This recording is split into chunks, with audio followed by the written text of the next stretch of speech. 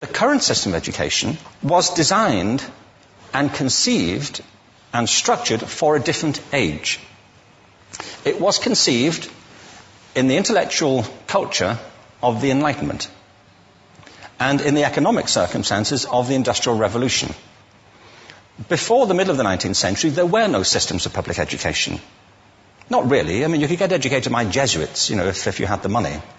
But public education, paid for from taxation, compulsory to everybody and free at the point of delivery, that was a revolutionary idea. And many people objected to it. They said it's not possible for many street kids, working class children, to benefit from public education. They're incapable of learning to read and write, and why are we spending time on this? So there's also built into it a whole series of assumptions about social structure and capacity. It was driven by an economic imperative of the time, but running right through it was an intellectual model of the mind, which was essentially the Enlightenment view of intelligence. That real intelligence consists in the capacity for a certain type of deductive reasoning and a knowledge of the classics originally, what we come to think of as academic ability. And this is deep in the gene pool of public education, that there are really two types of people, academic and non-academic, smart people and non-smart people. And the consequence of that is that many brilliant people think they're not, because they've been judged against this particular view of the mind. So we have twin pillars, economic and intellectual. And my view is that this model has caused chaos in many people's lives. It's been great for some. There have been people who have benefited wonderfully from it. But most people have not. Instead, they suffer this.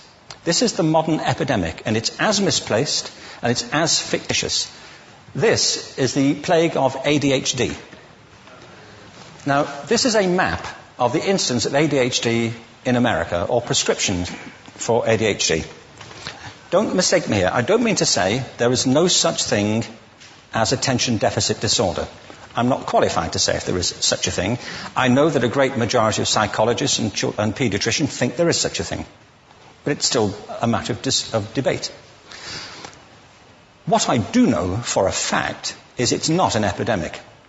These kids are being medicated as routinely as we had our tonsils taken out. And on the same whimsical basis, and for the same reason, medical fashion. Our children are living in the most intensely stimulating period in the history of the earth. They're being besieged with information and calls for their attention from every platform, computers, from iPhones, from advertising holdings, from hundreds of television channels. And we're penalizing them now for getting distracted. From what? Boring stuff. At school, for the most part.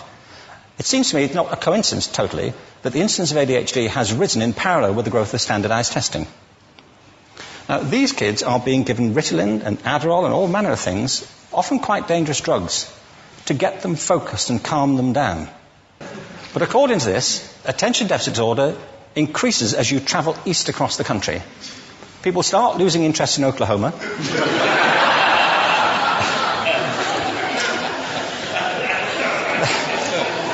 They can hardly think straight in Arkansas. And by the time they get to Washington, they've lost it completely. And there are separate reasons for that, I believe. It's a fictitious epidemic.